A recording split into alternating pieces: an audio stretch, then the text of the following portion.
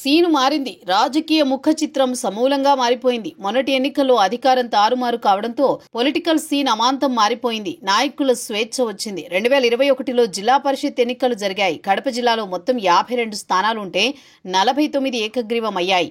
అవి కూడా అప్పటి వైఎస్ఆర్ కాంగ్రెస్ పార్టీ చేజిక్కించుకుంది. కనీసం పోటీ చేసేందుకు కూడా ప్రత్యర్థులు ముందుకు రాలేనంతగా పరిస్థితి మారింది. కానీ ఇప్పుడు పులివెందుల జెడ్పీటీసీ స్థానానికి జరుగుతున్న ఉప ఎన్నికల్లో ఒకరు కాదు, ఇద్దరు కాదు, ఏకంగా 11 మంది బరిలో ఉన్నారు. గతంలో ఏకగ్రీవమైన స్థానంలో ఇంతమంది పోటీ చేస్తున్నారంటే నిజంగా సీన్ మారినట్టే కదా. ఒక మాటలో చెప్పాలంటే ప్రజాస్వామ్యానికి స్వేచ్ఛ వచ్చినట్టే కదా.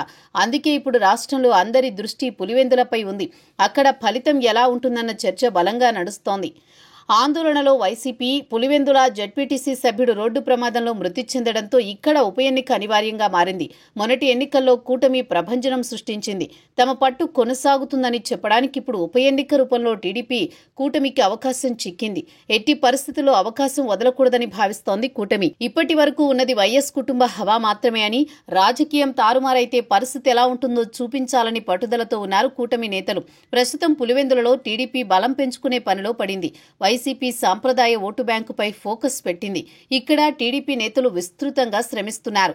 జమలమడుగు బీజేపీ ఎమ్మెల్యే ఆదినారాయణ రెడ్డి అయితే తన పెద్దరికం చూపిస్తున్నారు. గ్రామాల్లో పలుకుబడి ఉన్న వారితో మాట్లాడి టీడీపీ వైపు మొగ్గేలా చేస్తున్నారు. కానీ దానిని నియంత్రించే పరిస్థితిలో వైసీపీ లేదు. పులివెందుల వైసీపీ తరపున పెద్ద దిక్కుగా ఉండేవారు ఎంపీ అవినాష్ రెడ్డి. కానీ ఇటీవల కాలంలో పులివెందుల వైసీపీ విషయంలో అవినాష్ పెద్దగా మాట్లాడడం లేదు. టీడీపీ నుంచి వైసీపీలో చేరిన సతీష్ రెడ్డి ఎక్కువగా మాట్లాడుతున్నారు. అయితే సతీష్ రెడ్డిని తమవాడిగా చూసుకోవడం లేదు వైఎస్ఆర్ కాంగ్రెస్ పార్టీ శ్రేణులు. మరోవైపు జగన్ తల్లి, సోదరి ఆయనను విభేదిస్తున్నారు. కాంగ్రెస్ పార్టీ సైతం అక్కడ బరిలో ఉంది. వివేక హత్య కేసులో నిందితుడైన సునీల్ యాదవ్ సైతం ఇండిపెండెంట్ గా పోటీ చేస్తున్నారు. ఇది అవినాష్ రెడ్డికి ఇబ్బంది కలిగించే పరిణామం. ఆయన ఎక్కడికి వెళ్లినా వివేక హత్య గురించే చర్చకు జరగడం ఖాయం.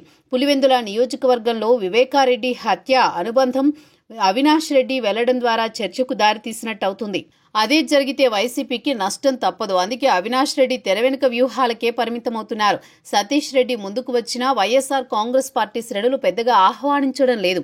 మధ్య మార్గంగా చాలా మంది పెద్దలు సైలెంట్ అవుతున్నారు.